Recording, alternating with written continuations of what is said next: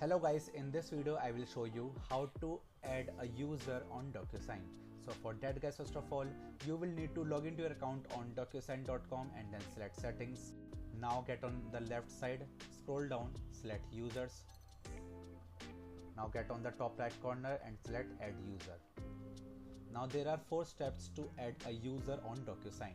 The first step to enter the email address, the second step to set up the profile information, the third step is to clear the security, and you need to make the security questions in case that you forgot your password, and the last step is to get the permission of profile and groups that you need on the DocuSign platform.